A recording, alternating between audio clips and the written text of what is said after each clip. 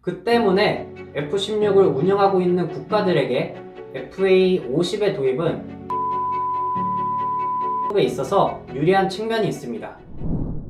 안녕하십니까, 레드버티컬 리서처 오재석입니다. 오늘은 지난 시간에 이어서 한국 항공우주의 향후 실적과 리스크 요인에 대해서 알아보도록 하겠습니다. 다음은 네이버 증권 컨센서스인데요. 2022년에 매출액이 12.18% 상승하고 2023년에는 23.79% 상승할 것으로 예상하고 있습니다. 이렇게 실적 상승을 점치는 이유는 크게 세 가지가 있는데요. 첫 번째 이유는 최근 7월에 있었던 폴란드의 FA-50 48대의 수출 계약이 있습니다. 본 계약은 9월 16일에 체결이 됐는데요. 계약 금액은 30억 달러, 하나로 약 4조 2081억 원이며 2023년 말까지 FA-50 12대를 우선 공급하기로 했습니다. 48대 중에 12대가 2023년까지 공급될 예정이니까 4조 원을 4로 나눠서 단순 계산만 해봐도 약 1조 원의 금액이 매출로 잡힐 예정인 거죠. 이게 2023년 실적 전망에 적용이 되면서 방금 전과 같은 컨센서스가 나온 것으로 보입니다. 자, 그럼 두 번째 이유를 말하기 앞서서 폴란드가 FA-50을 구매하기로 왜 결정을 했는지 그 이유에 대해서 알아볼 필요가 있습니다. 세계 최고의 전투기 제조사는 어디일까요? 바로 미국의 로키드 마틴인데요. 러시아 우크라이나 전쟁과 중국의 대만 도발 등 지정학적 리스크가 증가하면서 세계 각국이 로키드 마틴의 최신형 전투기를 손에 얻고자 노력하고 있습니다. 특히 5세대 전투기인 F-35의 수요가 크게 증가하면서 로키드 마틴은 현재 다른 전투기를 생산할 여력이 없는 상황입니다. 이 때문에 F-35 대신에 기존에 판매했던 4세대 전투기인 F-16을 최후 사양인 V형, 그러니까 바이퍼형으로 업그레이드 하라고 지금 추천을 하고 있는 상황이고요. 그러나 업그레이드가 아니라 전투기 대수를 늘려야 되는 국가들은 차선책으로 한국항공우주의 4세대 전투기인 FA-50을 선택하고 있는 상황입니다. FA-50의 모체가 되는 T-50은 F-16을 기반으로 만들어져서 F-16과 호환성이 좋고, 그 때문에 F-16을 운영하고 있는 국가들에게 FA-50의 도입은 조종사 훈련과 부품 수급에 있어서 유리한 측면이 있습니다. 최근에 FA-50을 구매한 폴란드도 이 F-16을 운용하던 국가 중에 하나예요. 이러한 상황은 폴란드 국방부 장관의 인터뷰에서도 잘 드러나 있는데요. FA-50을 왜 구매하게 되었느냐는 기자의 질문에 현재 로키드 마틴이 F-35에 집중하고 있기 때문에 새로운 F-16을 조달할 수 있는 방안이 없다. FA-50에 대한 훈련을 받은 조종사는 F-16을 스스로의 힘으로 조종하기 위해서 불과 몇 시간만 있으면 된다 라고 밝힌 바가 있습니다. 2023년에 말레이시아, 아랍에미리트, 슬로바키아, 이집트 등 전투기를 도입하기 위한 우선 협상 대상자를 선정할 예정인데요. 해당 국가들은 모두 F-16을 운영 중인 국가입니다. 때문에 한국항공우주의 FA-50의 수주 가능성이 높아지고 있는 상황이고요. 거기에다가 2024년과 2025년쯤에는 미 공군 훈련기 280대 사업, 미 해군 훈련기 220대 사업이 예정되어 있습니다. 해당 사업을 위해서 로키드 마틴과 한국항공우주는 협력합의서를 체결하기도 했고요.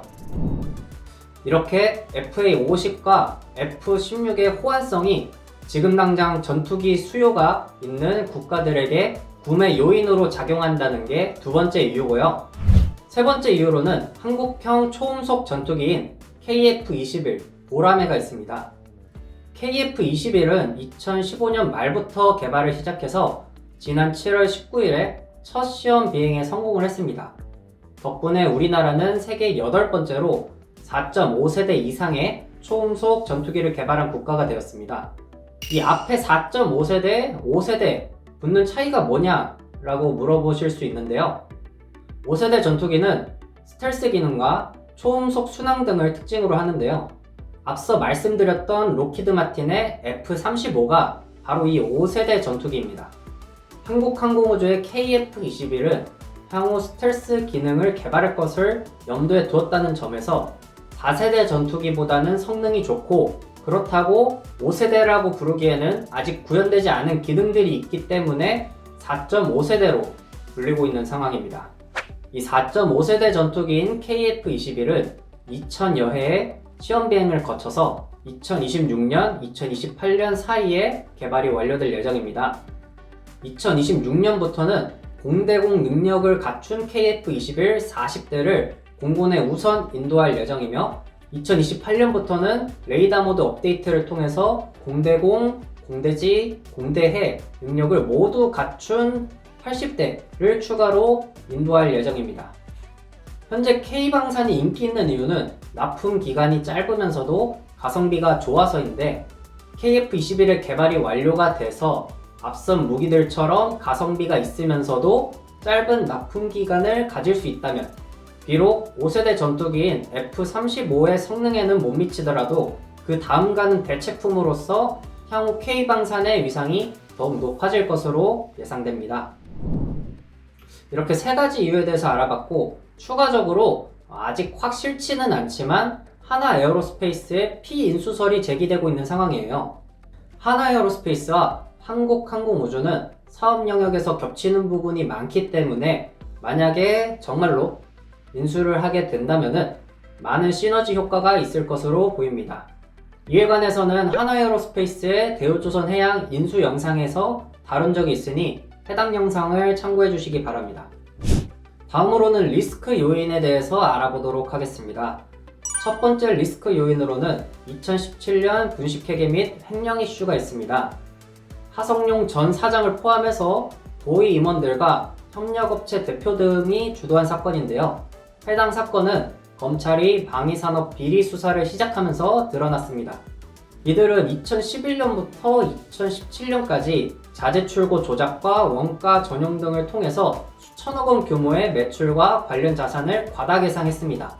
또한 무형자산에 대해서도 방위사업청으로부터 보상받지 못하는 개발비를 즉시 손상 처리해야 되는데, 사업기간 동안에 나눠서 상각하는 방법으로 무형자산을 과대 계상하기도 하였습니다. 이 밖에도 협력업체 지분 차명 보유, 비자금 조성, 사문서 위조, 채용비리, 뇌물 혐의, 업무상 횡령, 대출 사기, 허위 공시 등 정말 다양한 혐의로 수사를 받게 되었죠. 이로 인해서 기업 이미지가 아주 크게 훼손되면서 한 달 동안 주가가 무려 40%나 폭락하였습니다. 2021년 3월에 금융위원회는 이 분식회계 사건에 대해서 과징금 78억 8,900만 원을 부과하였고요. 그리고 아직 관련 재판은 진행 중에 있습니다. 두 번째 리스크 요인으로는 공공기관 입찰 참가 제한이 있는데요. 2020년 2월 방위사업청은 한국항공우주가 방산용 FA-50에 장착하는 전자장비 부품을 구매하는 과정에서 부품 가격을 실제 구입 가격보다 10에서 15억 정도가량 부풀렸다면서 약 1년 9개월간 공공기관 입찰 참가 제한을 하였습니다. 한국항공우주 측은 협상 과정에서 견적서를 잘못 제출했을 뿐이라면서 고의성은 없었다고 입장을 밝혔죠. 만약 공공기관 입찰 참가가 제한이 된다면 방위사업청 향 매출이 60에서 70%에 달하는 한국항공우주에게는 사실상 영업정지나 다름없습니다. 그래서 이를 막고자 한국항공우주는 법원에 행정처분 취소 소송을 진행을 했으며, 현재 행정소송이 계속해서 진행 중에 있습니다. 향후 행정소송의 결과에 따라서 한국항공우주의 국내 사업 전망이 달라질 것으로 보여집니다. 혹시나 공공기관 입찰 참가 제한이 되었을 경우를 대비해서인지 한국항공우주가 현금 보유량을 크게 늘렸다는 의혹이 제기되기도 했는데요. 실제로 2019년 말에 694억 원밖에 되지 않았던 현금 및 현금성 자산이 2020년 1분기 말에는 약 7배인 4,770억 원이 되었습니다. 이후로도 꾸준한 차입을 통해서 현금 및 현금성 자산을 지금 유지하고 있는 상황이고요. 세 번째 리스크 요인으로는 경기 침체 이슈가 있는데요. 일부에서 설명드렸듯이 코로나19로 인해서 여객 수송량이 줄어들면서 보잉과 에어버스로 향하던 기체 부품 매출이 줄어들었고, 이 때문에 전체 매출도 2021년까지 크게 감소를 했었죠. 최근에야 항공기 부품 수출액이 늘면서 해당 매출이 회복하겠구나 하고 기대를 하고 있었는데요. 이런 상황에서 만약 경기 침체로 인해 다시 항공기 수요가 줄어들게 된다면 한국항공우주의 기체 부품 매출은 회복은커녕 다시 감소하게 되겠죠. 최근에 경기 침체의 징후가 서서히 나타나면서 우려가 되는 부분입니다. 네 번째 리스크로는 인도네시아의 계약 불이행 이슈가 있는데요.